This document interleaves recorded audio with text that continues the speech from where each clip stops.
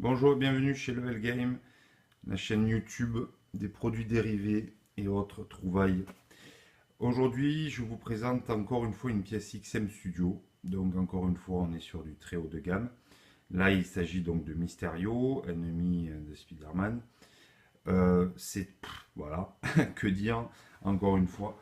Donc une pièce absolument magnifique qui mêle à la fois la fumée, enfin bon, à monter c'est juste du délire. Voilà, c'est une pièce, regardez bien la texture, je ne sais pas si le zoom le permettra, mais vraiment ça a une tête, enfin, voilà, on dirait du bronze s'il te plaît.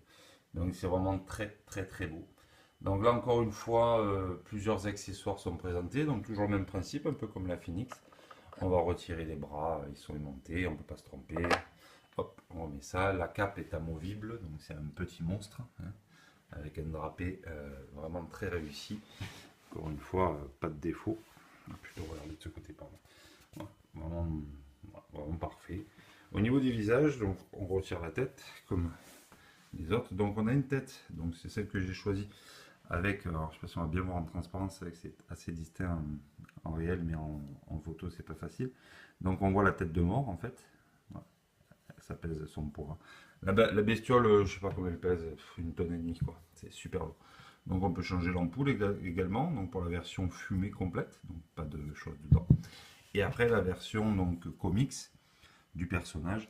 Donc là, bon, on peut ne pas aimer le personnage. Je suis pas fan de la sculpture en elle-même. Néanmoins, bon, voilà quoi. Pas de défaut. Pas de défaut. Les yeux sont parfaits. Bon, c'est vraiment juste magnifique. Le tout aimanté comme d'habitude. Donc la lithographie qui fait office, vraiment très très belle lithographie. Ils ont d'ailleurs changé l'épaisseur, elles sont légèrement plus épaisses qu'avant. Donc encore une fois, ça s'améliore. Voilà, donc dans la conception de la statue se fixe ici.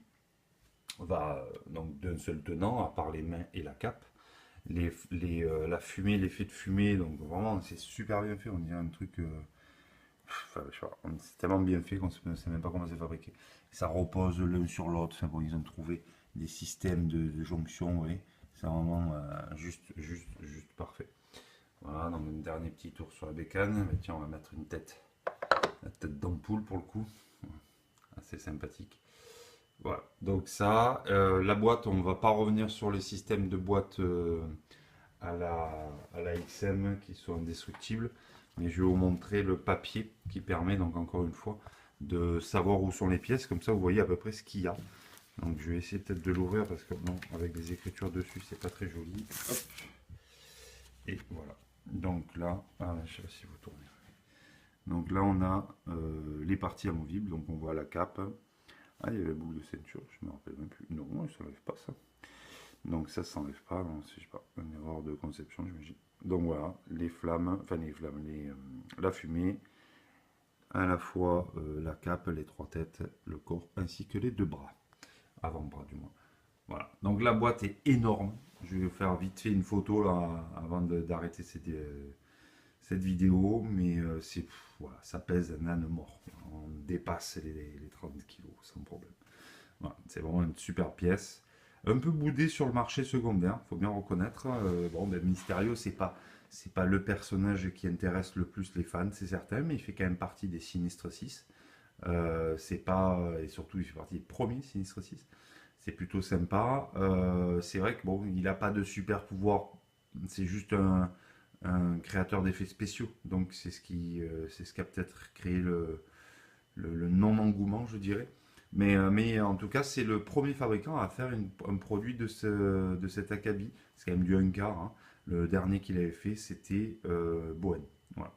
On en parlera peut-être un jour, mais Bowen, fabricant de résine américain, a fait vraiment un travail de déblayage sur tous les produits de Marvel, parce qu'ils en ont sorti quelques-unes. Mais voilà, là on a encore une fois un niveau bien au-dessus. Pas la même génération, bien sûr. C'est à prendre en considération aussi. Voilà, dernier zoom, et puis je vous laisse tranquille. Donc pour vous comparer la taille de la boîte, voilà la longueur. Voilà. C'est très lourd, même vide c'est lourd. De toute façon c'est lourd tout le temps avec XL de toute manière. C'est pas de la gnognotte.